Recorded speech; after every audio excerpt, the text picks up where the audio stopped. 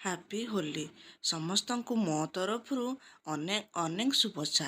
ଆସନ୍ତୁ ଆସନ୍ତାନି ରଙ୍ଗ ଖେଳିବା, ସମସ୍ତଙ୍କ ସହିତ ହସ ଖୁସିରେ ଦିନଟି କାଟିବା। ଆଜି କେବଳ ହୋଲି ନୁହେଁ, ଆଜି ହେଉଛି ମହିଳା ଦିବସ।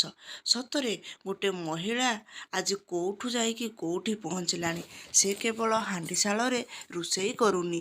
ମହିଳାମାନେ ଆଜି କିଏ ଡାକ୍ତର ହେଲାଣି ତ, କିଏ ଇଞ୍ଜିନିୟର, କିଏ ପାଇଲଟ ହେଲାଣି ତ, କିଏ ଲୋକ ପାଇଲଟ।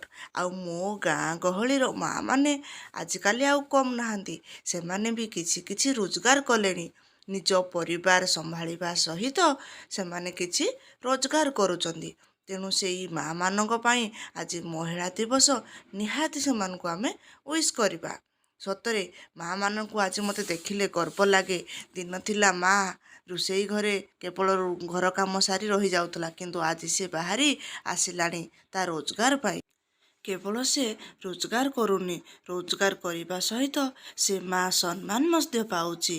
ତେଣୁ ମାଆମାନେ ସତରେ ସକାଳ ପାଇଲେ ମାଆମାନେ ନିଜର ପରିବାର କଥା ବୁଝି ସମସ୍ତ କାମ, ପିଲା ଛୁଆ ପରିବାର ଶାଶୁ ଶ୍ୱଶୁରଙ୍କ କଥା ବୁଝି ବାହାରି ଯାଆନ୍ତି ଅଫିସ କିମ୍ବା ନିଜ କାମରେ। ତେଣୁ ମାଆମାନେ ସତରେ ବହୁତ ନିଜ ନିଜ କାମକୁ ବାହାରି ଯାଆନ୍ତି। ସେଠି ଅଫିସରେ ଅଫିସ କାମ ହଉ କିମ୍ବା ତାଙ୍କର କାମ ସରିଲା ପରେ ପୁଣି ଘରକୁ ଫେରି ପିଲାମାନଙ୍କ ପାଇଁ ରୋଷେଇ କରି ସମସ୍ତଙ୍କ କଥା ବୁଝନ୍ତି। ତେଣୁ ସେଇ ମାଆମାନଙ୍କ ପାଇଁ ଆଜି ଚାଲନ୍ତୁ ଲେଖିବା କମେଣ୍ଟ ବକ୍ସରେ ମା।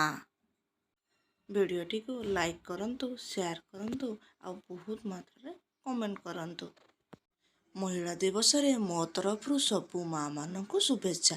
ଅନେକ ଅନେକ ଶୁଭେଚ୍ଛା। ମାଆମାନେ ଏମିତି